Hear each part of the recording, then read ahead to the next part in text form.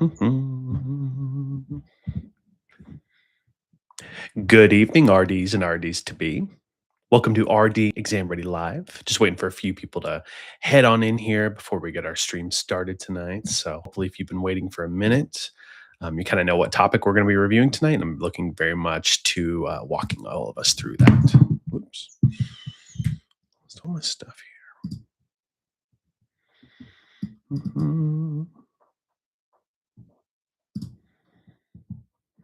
Go.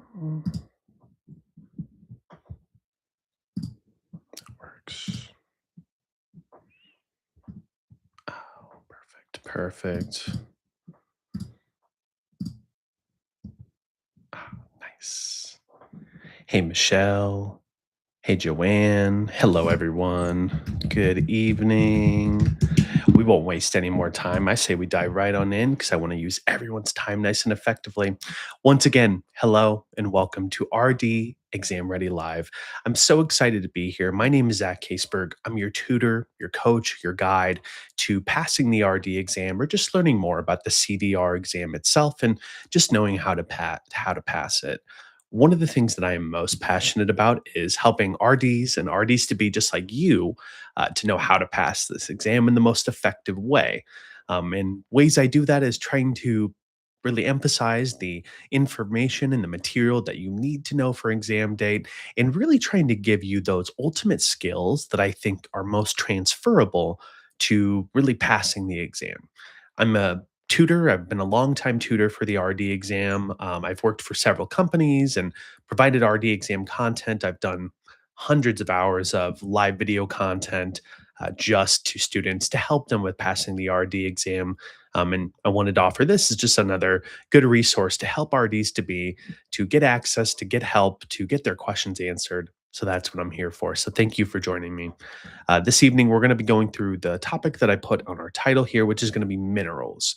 If you joined us back in 2025, we did a little brief through on some of our vitamins, specifically our water and fat soluble vitamins. And I wanted to expand that a little more to the minerals and talk through that. So that's going to be our plan today. We're going to be going through the minerals, deficiencies. We're going to go through some of the functions of them and try to give you some little tips and tricks to go about learning them. Rules are really, there is no rules other than just be super respectable to everyone else here. What I've learned in hours upon hundreds of hours of content of doing this is that really what the biggest thing is you need to be open to making mistakes and you need to be open to asking questions. And I know that's really hard to do sometimes is to be open like that, but remember, you're just here to learn, you're here to practice. We're a welcoming group. So don't be afraid to put yourself out there. Don't be afraid to be wrong. Get clarification on what you need, and I'll be there to help you.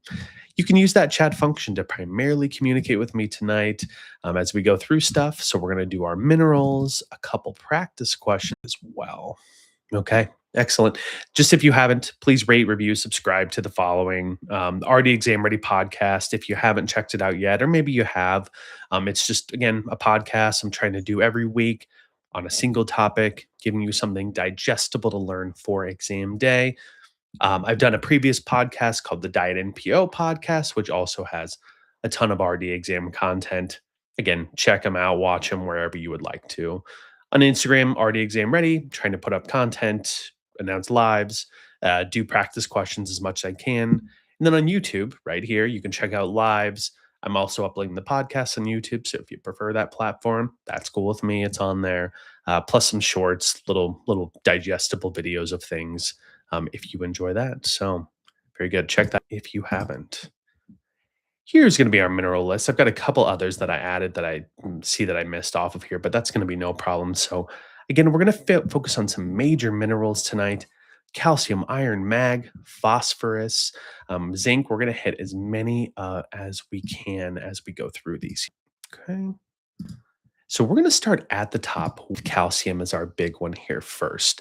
When it comes to minerals, calcium is the first thing that should come to your mind, RD2Be. It's the biggest one that's most abundant mineral in our body is calcium because it's all stored within your bones, your teeth.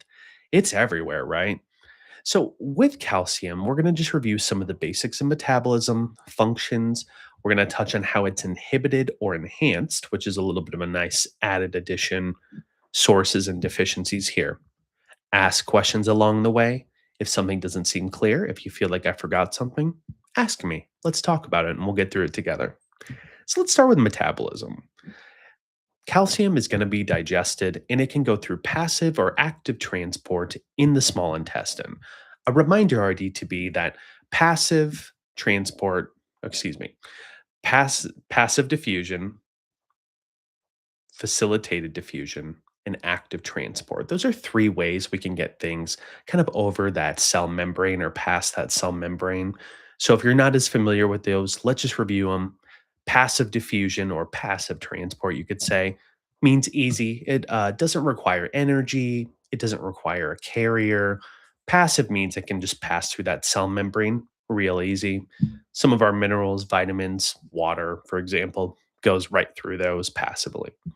Facilitated diffusion is when you just need a little buddy along the way, right? So my metaphor is I say, or my simile would be, it's like you need a friend to get you into the club, right? So you need to know someone to get in the door. And that's what facilitated diffusion is.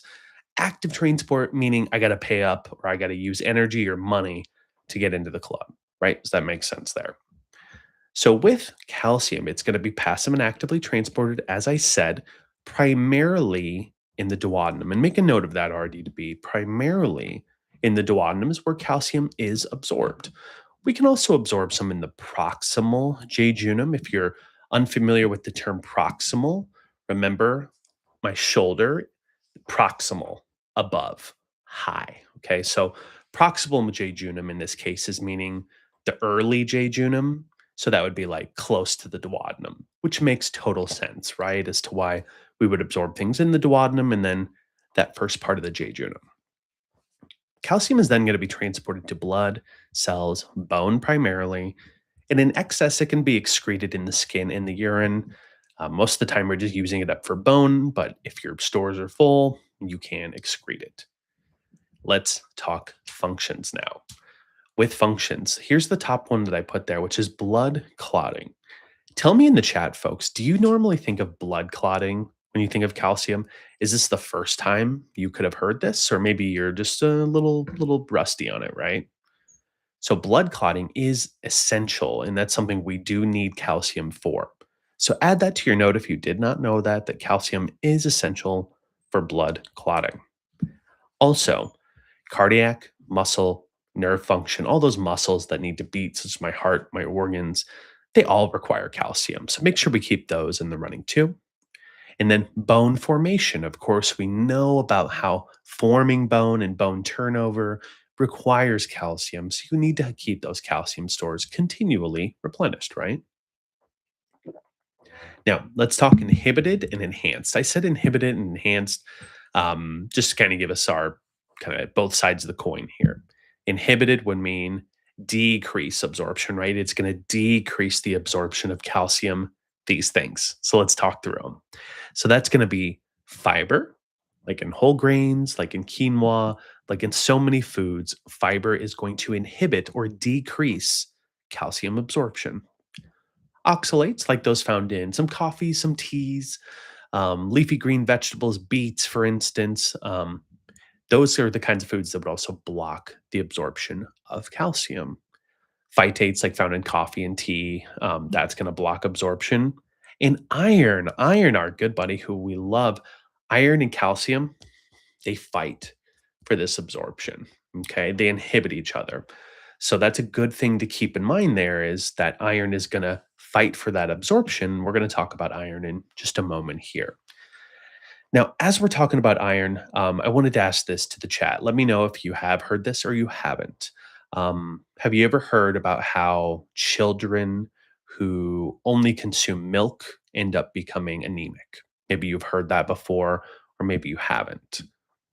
We're going to talk about a little bit of why that is, but it has to do with this competing absorption of iron and calcium because kids that are just consuming milk all the time, they're getting lots of calcium in, but that's competing with their iron absorption too. And that is why. That's one of the reasons why. And of course, that milk doesn't have a lot of iron in it. So Another thing that calcium will be inhibited, I said inhibited. Okay, inhibited by would be lack of vitamin D. So that is to say, vitamin D and calcium love each other. They are best buddies. So if I take vitamin D with calcium at the same time, or if I'm getting sun outside while drinking a glass of milk, that is going to help my absorption of calcium. So vitamin D is good. Protein is good for absorption of calcium. It's very helpful. And also, calcium loves acidic environments. And lactose was also something that was mentioned that is great for calcium absorption. So I saw that in the text, thought that great to throw in. Now, source wise, we know some of the major sources of calcium is, of course, going to be dairy products, but have in your back pocket some of these other sources. Tofu, that's another great source of calcium. I think about the fact that, like, calcium, I always pictured like white bone, bone's white, tofu, it's white. So dairy products, they're white. So I always think of them like, oh, all these things are pretty high in calcium. Seafood, green vegetables, nuts, legumes, just to name a few, these would be great sources of calcium here. For deficiencies, osteoporosis. Okay, osteoporosis is primarily what you're going to see when it comes to a calcium deficiency, as well as we're going to see some of those nerve spasms, that tetany as it's called. And that's mostly having to do with those functions that we talked about for the cardiac muscle and nerves. So now let's take a little pause really quick and tell me, do you have questions about calcium as we're looking at it? If you have questions later, I'm totally happy to take those as well. Just if you see anything on here that you want to ask in the chat, let's take about 10, 15 seconds if you want to ask me it.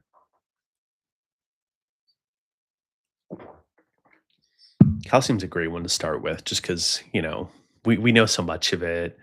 You're stuck with calcium, you don't lose it as much. So it's great. Excellent. All right, chat, looking good here. So let's on to our big boy iron here. Now, if you don't have questions here, I want to hear them if you got them. Now, with iron, first it's going to be digested. Then it will go through passive and active transport in the duodenum and the proximal jejunum. Okay. Think about that calcium and that absorption earlier a little bit about how they're competing a bit. Well, maybe they're competing for a bit of absorption too. It's then going to be transported with transferrin. Transferrin is also going to be the transporter of iron, so make a note of that. And then iron is going to get dropped off at your ferritin stores, cell utilization, or it's going to be excreted in excess amounts here. We have a question in the chat by Joanne here. Joanne, will they ask us the DRI? A lot of the times what I have noticed is I think for some of those really basic minerals like calcium, like iron, yeah, I think that we're going to want to have those DRIs in our back pockets because, for instance, one thing I always think of is if they ask you about a pregnant woman and if they're getting enough calcium or if they're getting enough of a vitamin or mineral, right? You have to have kind of a reference point to know, well, what is the standard needs for iron per day for a normal woman? And then how is it elevated with pregnancy? So that's to say, we know it's 18 milligrams per day for a premenopausal woman. And then for instance, in pregnancy, it jumps up to about 27 milligrams, for instance, right? So I would say have those DRIs just in the back pockets for major ones. But Joanne, to be honest, there's going to be a few we talk about today where, yeah, I have no expectation for you to know the DRI for like cobalt. I don't think you're going to need that. So you'll kind of see the ones you're like, yeah, I know I need to know those. And then some that I don't need to know. Great question. For functions of iron, it's really that middle part of hemoglobin, right? So it's very important for the maturation of red blood cells. Iron helps out with energy production, amino acid metabolism, and the synthesis of procollagen and carnitine. What inhibits iron is things like phytates, calcium, and tannins. Those are going to be three major ones that inhibit iron absorption. It's going to be enhanced by things like vitamin C in acidic environments. So, like ascorbic acid, right? Iron loves acidic environments. It loves a nice acidic stomach because it helps to activate it really easily, especially that non heme iron, which needs a little bit of extra help to be activated and absorbed, it's really going to love acidic environments. So, acid is good for iron. For sources, we know meat, poultry, legumes, grains, fortified grains. You could pick many other sources of iron. I mean, you could add seafood in there, fish. Both of those would fit in there pretty well and should have some iron there. Michelle, this is a great question. Can you take iron without vitamin C? Absolutely, you can. Absolutely. I think it's best to take it with vitamin C, especially for the absorption, for the reason I said, because especially that non-heme iron, that non-activated or usually the plant-based iron or just not animal-based, it requires that acidic environment. It really needs a little extra help. So it doesn't hurt. My wife was pregnant recently, and I gave her an iron supplement and gave her vitamin C with it each time, just to be like, hey, let's help the absorption as much as we can. So, great question. You can take it, but I think I would note if someone is anemic, Michelle, I want them to take the vitamin C. If they're not anemic, hey, maybe they'll be okay if they're eating lots of foods. Okay. Good. So hopefully you'll find some other options with some acid there, Michelle, to help you out. That's great. Okay, perfect. So deficiencies. For deficiencies, remember we're going to see a microcytic anemia. Okay, microcytic means micro, small. Okay, small little itty bitty cells here. Okay, because those cells haven't grown up. They didn't have the iron to grow up and become full red blood cells. So they're a bit immature, you could say.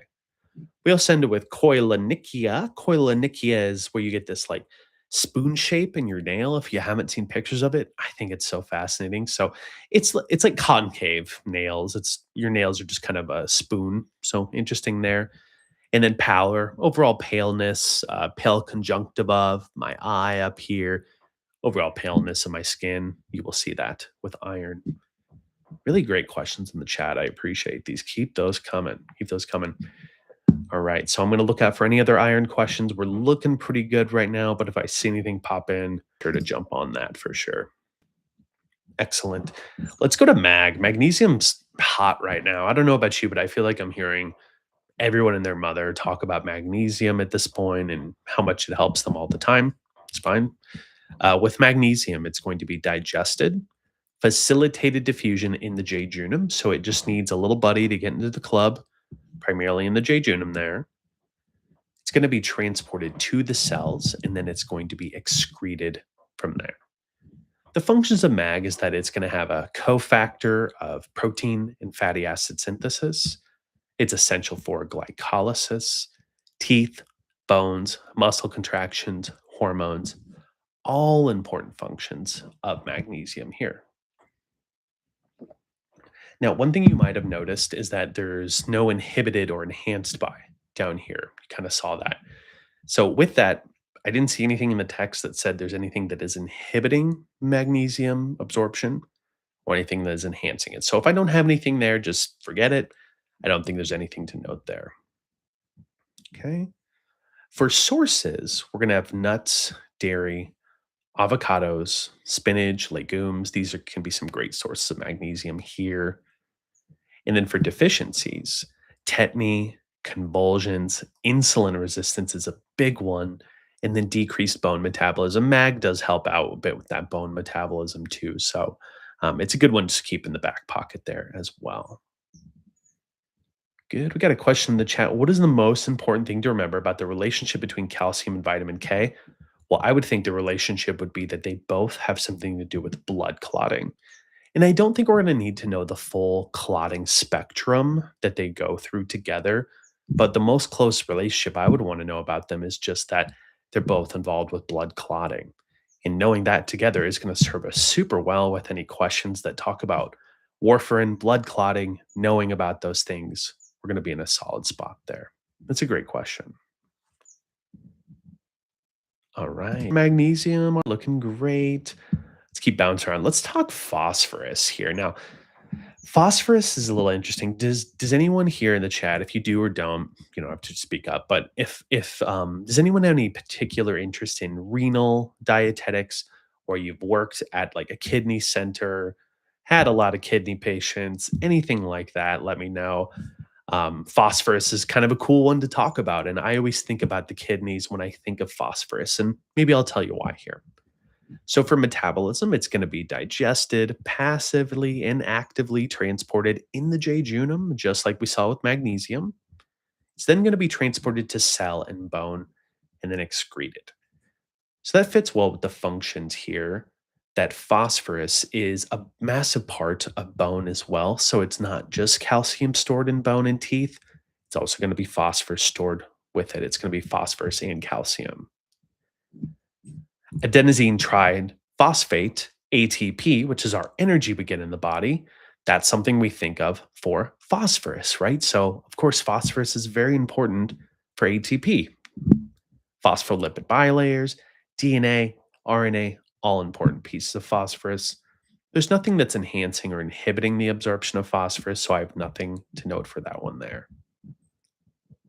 Okay, good. Laura Ann mentioned in the chat that her sister is a kidney transplant patient. So, Laura Ann, tell me if you agree with some of these statements that I'm going to go through here and why I'm thinking about phosphorus for our kidney patient. I don't know if you've ever heard, whenever you've done like a renal education, whether you've done that in clinical or outpatient, we always talk about certain foods that a patient with kidney disease should not consume. And a lot of those foods tend to be high in phosphorus because the kidneys struggle to get rid of phosphorus when we have kidney disease, right? So let's talk about these food sources and see if that kind of registers in your head for some of the things that a kidney patient should watch out for. Whole grains. Whole grains are a great source of phosphorus. Dairy. These are two things already that we tell a kidney patient to watch their intake of: chocolate, nuts, cola, meat, and poultry, right? So this is a big one that I always think of here is that's why I mentioned cola, because if you look at Coca-Cola or any cola, it's going to have phosphate and phosphorus in it. So it's a big thing that they have to watch your intake of, tend not to have too much. Now, for deficiencies, it's really rare. Phosphorus is present in so many foods. So really rare to see any type of deficiency. But if you did, you would have decreased ATP synthesis. You would also have nerve, muscle, and skeletal abnormalities, because a lot of what our body is requiring for DNA, RNA, nerve function requires phosphorus. So it's a good one to keep in there too. Okay. Good. Yeah, Cameron, you're right here. So need to take those phosphate binders. So a lot of kidney patients will take phosphate binders with food to help with, just instead of absorbing the phosphorus, what does a phosphate binder do? It binds to it and then it just excretes it. That's all it does there. Good note. Good note. All right. Zinc. I love talking about zinc. I can't tell you I love it so much. I when I used to work in oncology, I would have a lot of head and neck cancer patients, tons of them. It was also during COVID, so like, there was a lot of head, neck, nose stuff going on. And what I noticed about a lot of these patients is some of them, it took them so long for their taste to come back after getting their treatment because, you know, they weren't able to get a lot of things. So whenever I think zinc, I think of the tongue and I think of taste. So let's talk about why.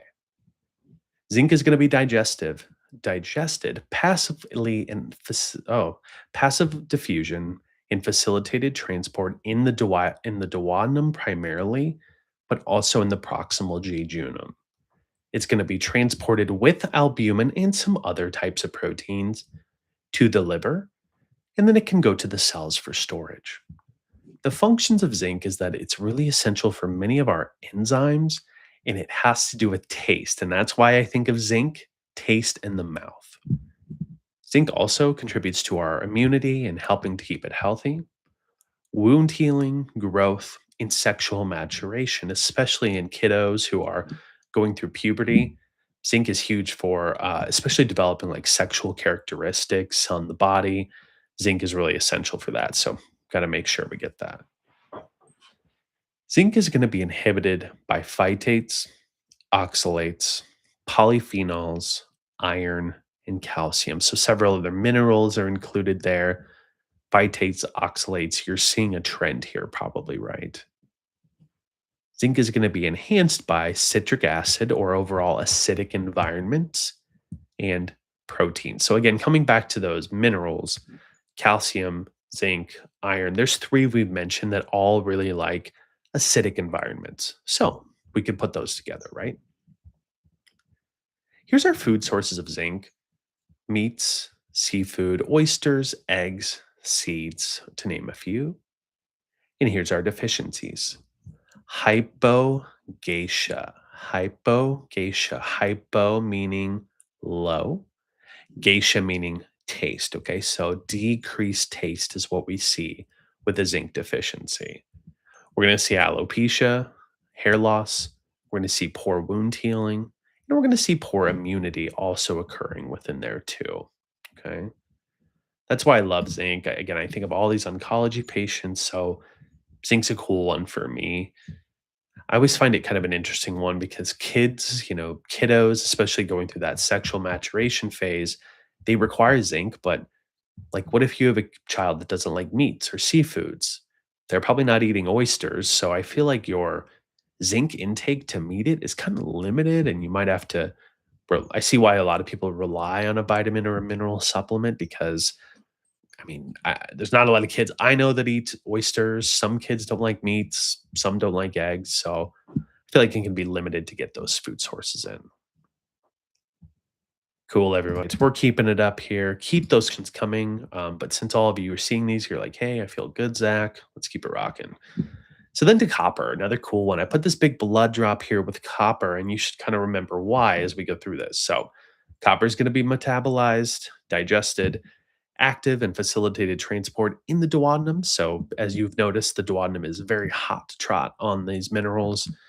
It's going to be transported to bone marrow and cells via albumin and some other globulin proteins, but albumin being a big one. And then it's going to go to the liver for storage. So with copper, it's really essential for hemoglobin. Similar to iron, was really important to it. Copper to a lesser extent, but is still very important. So we think of hemoglobin, blood.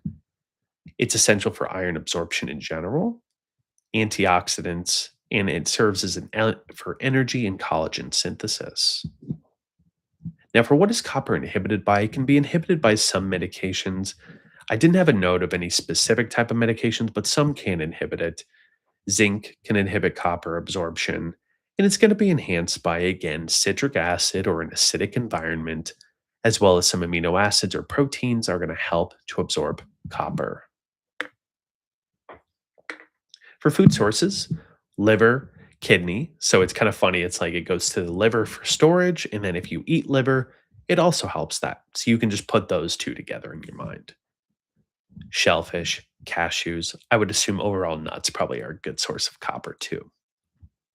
For deficiencies, you need to make the association in your mind between copper and iron. Okay. You need to put those together in the same room because of this reason. They both function for hemoglobin, so they're already tied together from that, but they're also going to be tied together due to microcytic anemia. So I could have microcytic anemia from a copper deficiency or an iron deficiency or both. But that's one important reason why it's good to do like dietary recalls and assess food intake, because if you just assume, all right, they have microcytic anemia, they must be iron deficient, right? Not necessarily. You would maybe want to get a diet recall, get more labs, confirm if they have transferrin or ferritin stores to rule out a copper deficiency, perhaps. Neutropenia and skeletal abnormalities will also be seen with a copper deficiency. Good. All right, pausing here. Anyone? Any copper questions? Copper questions. Copper going once. Copper going twice. Okay. All right. Looking good. Selenium. Selenium. I put the Brazil nuts up here, and I feel kind of like a hack for doing it because I don't know. Anytime I think of selenium, whether it's like just in the middle of the day or the grocery store, I always just think of Brazil nuts. And I wish I thought of more things with selenium other than just Brazil nuts. So Selenium is going to be digestive. It'll go through active transport in the duodenum, and then it's going to be bound to albumin for transport, muscle for storage, and then to urinary excretion. Okay. With selenium, the functions would be it functions as an antioxidant, functions in tissue respiration, no noted things of inhibition or enhancement of selenium absorption. And then for sources, Brazil nuts, as I mentioned, meat, poultry, fish, dairy. I'm feeling a lot of fatty and protein foods here. And then for deficiencies, I think of myalgia, muscle pain, or cardiomyopathy here. Okay. With these, other tricks to remember it. I don't know. I thought of this one today. Tell me if it's stupid. It's okay if it is. I thought of selenium and Brazil nuts. So I thought of Brazil, and I know in Brazil, jujitsu super popular in Brazil. So I thought of muscles, jujitsu, exercise when I thought of selenium and Brazil nuts, or maybe you could think of people in Brazil are like super muscular, whatever you want to imagine. These are some other ways that I would maybe recommend about learning selenium and just getting down some of those food sources. No matter how silly the trick is, it tends to work in some way. Okay. Good. So, Priscilla had a question in the chat. Is there a correlation with vitamin C for copper? I think I got a question before. Yeah. So, what I would say for back to that one, Priscilla, is that copper in general, similar to iron, similar to calcium, is going to like or love an acidic environment. So, vitamin C or ascorbic acid, those types of things are going to be good to help promote that absorption of copper. So, yes, I would say vitamin C is going to at least help copper. I don't think it's going to hurt it in any aspect. Great question. Okay. Doing good, RDs to be. All right. Our next one, you got a couple here. And then we've got like three or four towards the end that are like very minor trace minerals. But then we're going to go to our practice questions right thereafter. Manganese is going to be digested, absorbed in the small intestine, transported to cells, and then excreted with bile. Manganese has a number of functions. It helps with the central nervous system, blood clotting, blood sugar control, bone formation, metabolism, amino acids, proteins, and lipids. So it's a lot of functions. I wouldn't learn all of them. I would just say grab a couple like blood sugar control, bone formation, central nervous function, and you'll be solid there. It's going to be inhibited by iron and cobalt. So those are going to compete for that absorption there. The sources would be grains, legumes, and nuts. And I didn't have a deficiency listed for manganese. That would have been because there wasn't one listed in the text, which I know feels kind of odd. So while we're looking at it for just a second, let me just double check really quick. Okay, so manganese deficiencies are very, very rare. This is per the Krauss manual, by the way. So manganese deficiencies, very rare. Can affect pancreatic function, aspects of carbohydrate metabolism, and some symptoms of deficiency could be weight loss and dermatitis and slow hair growth. So there's a couple of things that could be deficient in, but similar to phosphorus, quite rare there. So I don't think we have much to make note of, or at least on the exam, they're not going to ask you about a manganese deficiency. I'd put my money on that. Okay. Fluoride, more like borad. All right, so for fluoride, it's going to be metabolized, digested, absorbed in the stomach and intestines, transported to cells, and then excreted. Again, fluoride, hot in the news, right? So functions are for bone and teeth.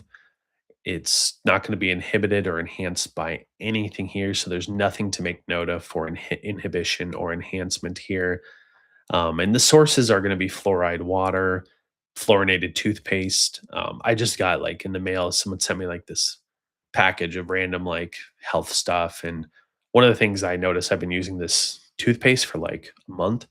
And I finally looked at it and it said it's fluoride free. I was like, whoa, what's going on? But luckily, I'm still getting my fluorinated water. So my teeth are okay. No one has to worry. For deficiencies, you just got to think of the teeth.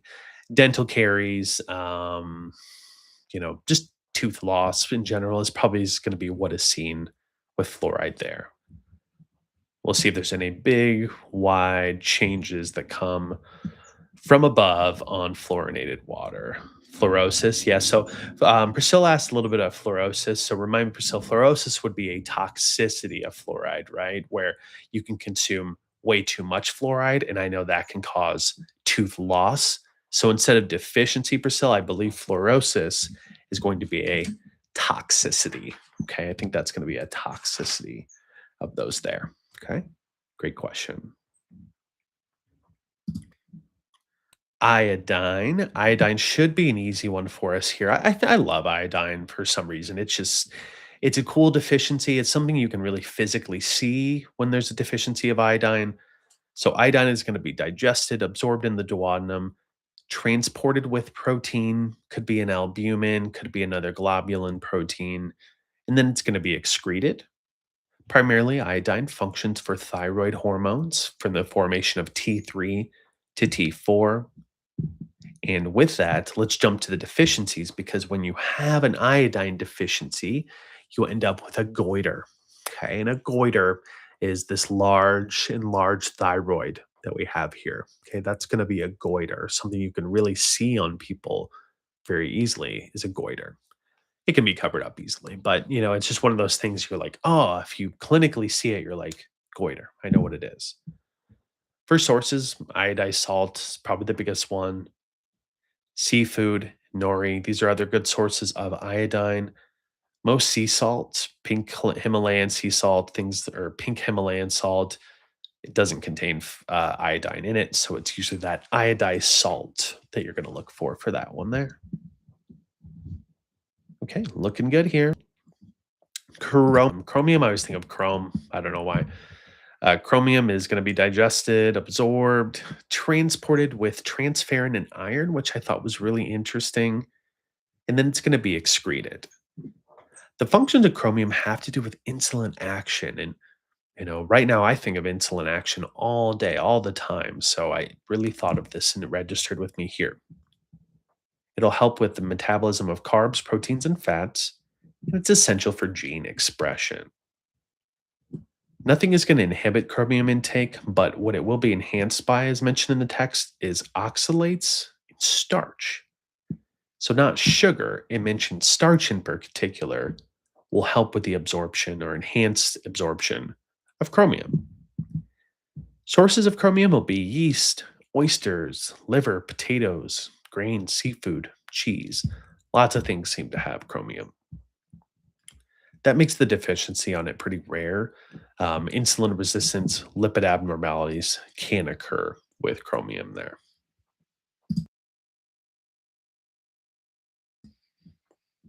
All right, everyone, looking good. Finish up here, and then we're going to get into our questions. I never say this, or maybe I do. Molybdenum is going to be digested, absorbed in the stomach and small intestine via passive and facilitated transport. It's going to be transported with transferrin and iron, similar to what we saw with chromium, then excreted. Molybdenum is going to be really essential for oxidation and reduction reactions, which are happening all the time in your body. But it's interesting to think like something so essential at the biochem level requires this trace mineral that we don't think about very much. For sources, legumes, whole grains, dairy, green leafy vegetables, all good sources there. And then for a deficiency, what is usually seen is mental changes and abnormal purine metabolism. So what they had said was is that in molybdenum, I'm gonna say it a million times till I get it. Molybdenum is can kind of show a little bit as if it is gout, almost gout-like symptoms a little bit because of the abnormal purine metabolism that's occurring. So I thought that was kind of interesting that it kind of fits with gout symptoms, even though it's not actual gout. And boron is our next one here. Should be finishing up with a couple of these really trace minerals as you see. So boron is going to be digested, rapidly absorbed through the GI tract, as I mentioned in the text, then transported through the cells. It's going to help with things like cell membranes, enzymatic actions, coenzyme NAD, like that's huge, right, for biochem, normal reproduction, and then immune response as well will be boron. For sources, it'll be non citrus fruits, vegetables, nuts, legumes, and hay. Wine, cider, and beer. Rarely do you ever hear of those providing a benefit, but they do contain boron there. There was no deficiencies mentioned for boron. Okay. All right, keeping an eye on those questions here, folks. Cobalt. Cobalt will be our next one here. So, cobalt, that's going to be digested, absorbed, transported to the cells, and excreted. Really, you're not going to need to know any absorption of those things here. It's going to be very standard. For the functions of cobalt, it's going to be a component of B12. So, remember, B12 is cobalamin. Cobalamin is B12. Cobalt is part of that B12 there. So when you think of that, you just really got to think of B12. B12 is important for maturation of red blood cells, for DNA and RNA translation. Those are already things we associate with B12. Thus, we're going to associate them with cobalt as well. For sources, animal products. We know animal products are huge for B12. Same is said for cobalt here. So we can think of that as those animal products as being great cobalt sources.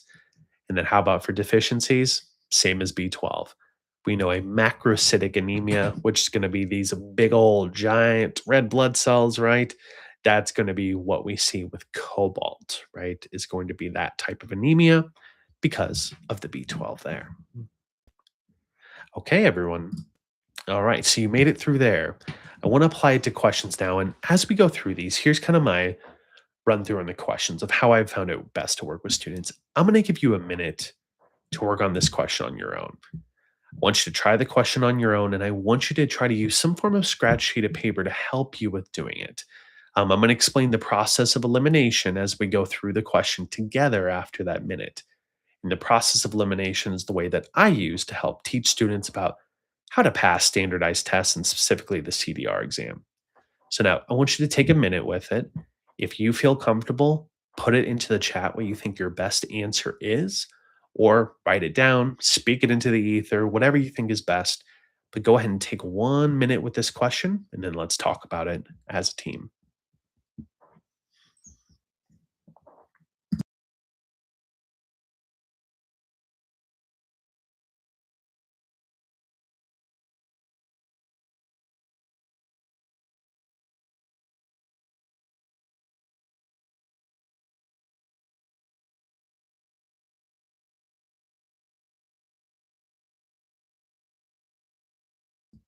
Good. I see a lot of answers rolling in here. So hopefully you've taken a little time with that question there.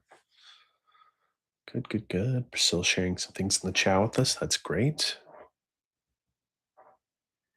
Good, everyone. So as we use process of elimination here, remember what I did when I took the exam myself is I used my whiteboard and my scratch sheet of paper for every single question. And many of you have heard me say this many times, but I did it. I wrote A, B, C, and D out on my sheet 125 times every time. And then by the end of it, my arms were black and blue because I had erased the whiteboard so many times and I didn't have anything to erase it with. So I just used my own arm. So with this, I'm going to use A, B, C, and D.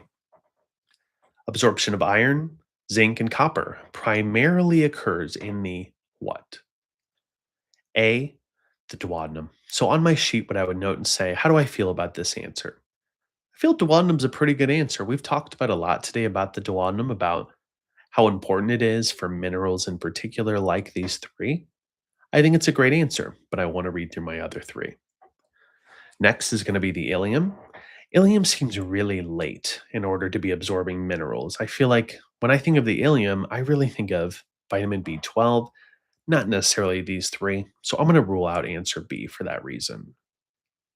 C, the colon. I'm going to rule out that just for the same reason I just mentioned. The colon would be things like electrolytes and water, excuse me. So I don't think the colon's going to be a good fit here.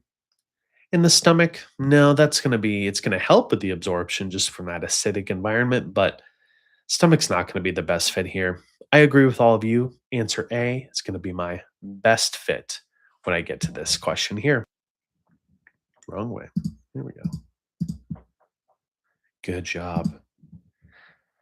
Now, I'm going to try to make these questions a little hard at times or just try to challenge you a little bit. Maybe not hard, just challenge you. So instead of giving you the full minute, just because it seems like that's a long time for you all to wait, go ahead and take 30 seconds to give this a read yourself. And then I'm going to jump in, give you my analysis of it here. So take about 20 more seconds with this question, give it a read.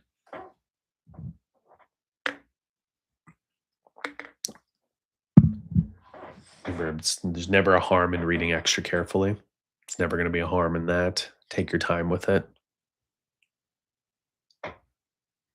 Good. So, elderly populations have decreased absorption of iron due to A, inadequate intakes of iron rich foods. Hmm. That's a maybe for me. Maybe I just put a little question mark. I don't like it. I don't love it. I just want to hold on to it. B, all medications inhibiting iron absorption. Hmm. This kind of answer feels off to me, RDs to be. I think I'm going to get rid of answer B because I don't think all medications are going to do this. So I'm going to get that out of there. C, decrease in stomach acidity secondary to aging. I know this to be a true statement, and I know iron likes an acidic environment. So I'm going to put a little check mark. I think I like answer C. And then D, high intakes of calcium and zinc containing foods. Well, while those things could decrease absorption of iron, I don't think I don't think that our elderly populations are necessarily just eating tons and tons of calcium and zinc foods all the time. So I'm going to rule that out. If I'm stuck between A, iron-rich foods, and C, decrease in stomach acidity, I felt better with C, and C is going to be the correct. As you go through aging, what happens is that stomach acid decreases. Our hydrochloric acid doesn't isn't produced as much. So you think about how it loves acidic environments. As we age, we don't have as much acidic environment for the iron. So that's one of the reasons we might consider vitamin C or some extra supplement with it. Where good. Number three. Take 30 seconds to read this one carefully. Think back about what we talked about, especially about what inhibits and what enhances, okay? Then let's talk about it here.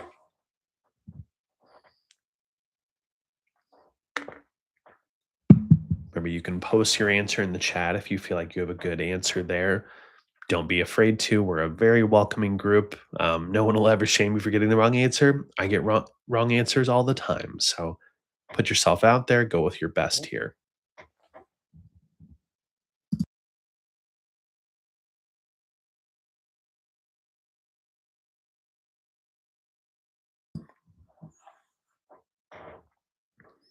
Hmm.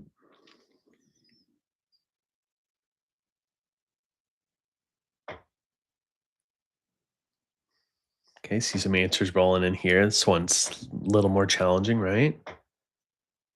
All right, let's look at number three together.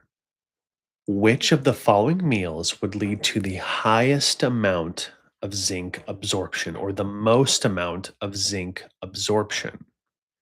Let's start with A, kale salad with nuts, cranberries, and ranch dressing. Okay, so zinc, we know there's some things that enhance zinc absorption, right? And then there's some things that kind of make it a little bit worse for it, okay?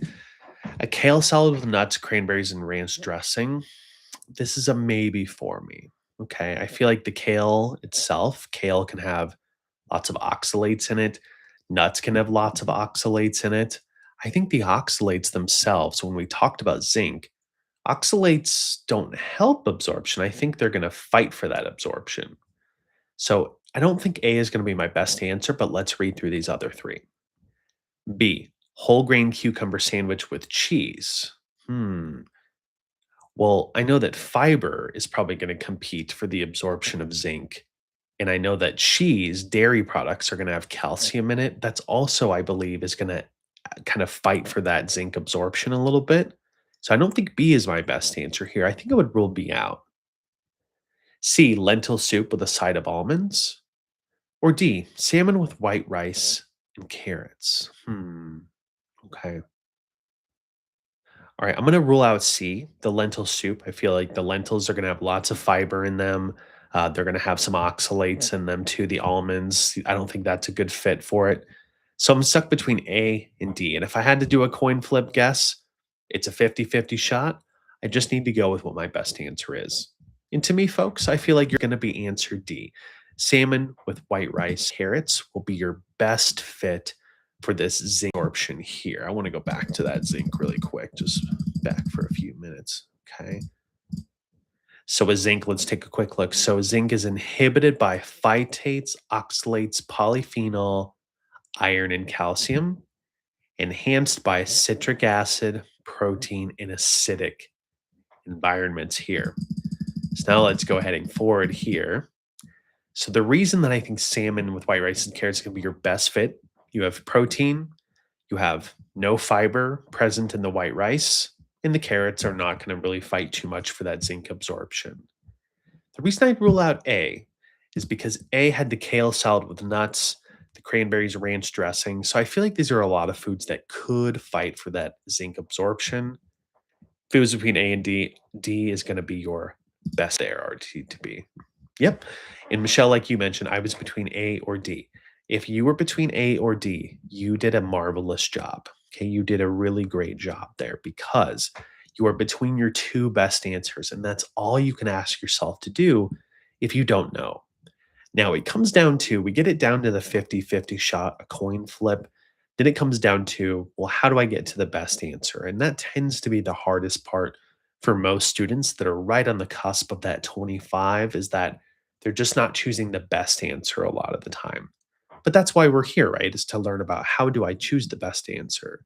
How do I pull that information from my mind or that clinical reasoning to say, why is this the best fit and why is A not a good fit? Okay, good. Yeah, Laura Ann, you are good. You bring up a really good point. I didn't think zinc had a lot of food in these choices. What I was thinking here, Laura Ann, is that which of the following meals would lead to the highest amount of zinc absorption? And what I was going for was which foods would blend well with zinc. That's kind of what I was thinking there too. Seafood or salmon, I thought that also would be an okay source as far as when it comes to that there. So yeah, Lorianne, you bring up a great point that zinc just it just wasn't a good fit for A there anyway. Okay. Very good. All right. Already a longer question here. Oh gosh, and my this pardon me just a moment.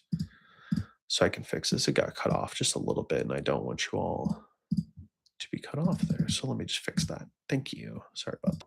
Hey, that's better. All right. So I want you to take 30 to 45 seconds to read this. We're going to read it together as we go through as well.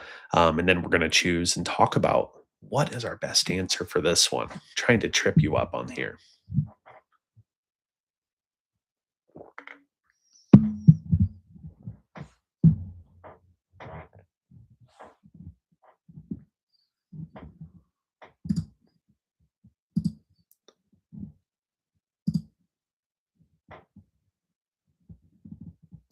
All right. So I'm going to start giving this a read just for sake of time here.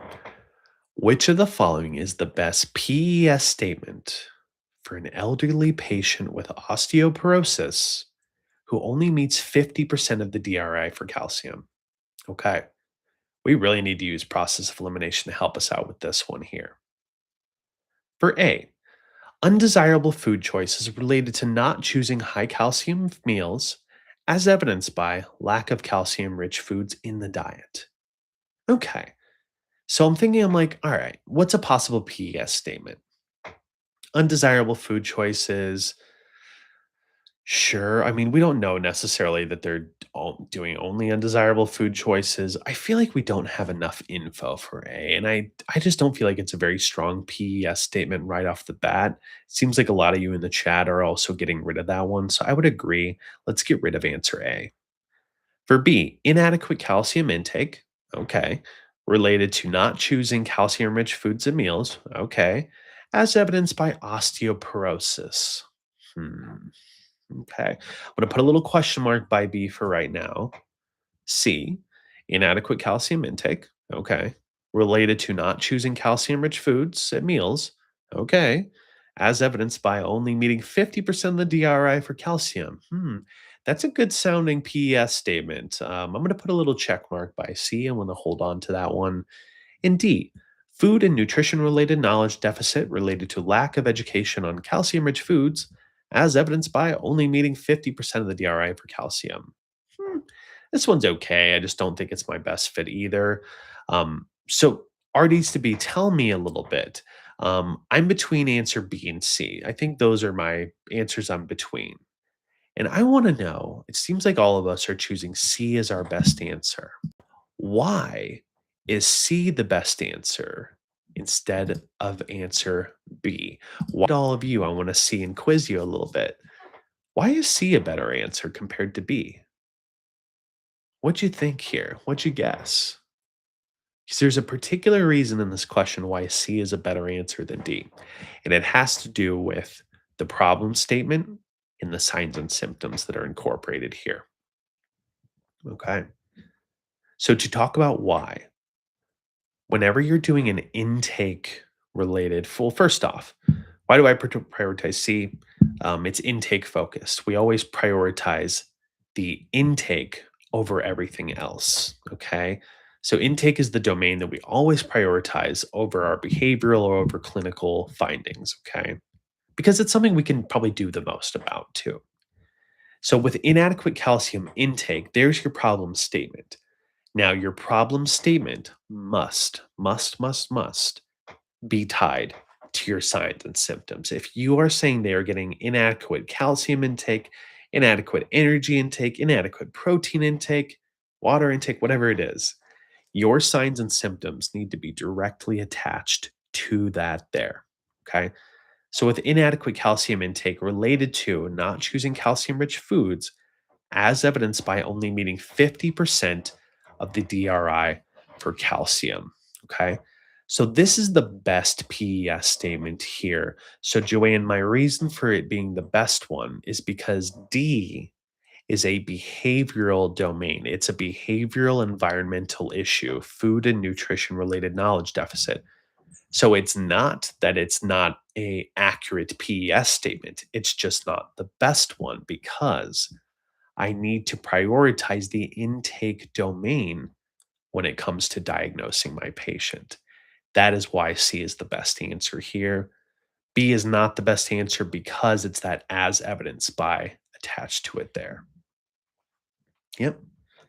Good. Yep. Lori, you noticed about B with the osteoporosis. So it's like the osteoporosis, it is tied to the calcium intake. But if you compare it to answer C, by far C is a better answer because it's tied directly to saying the inadequate intake in the calcium, right?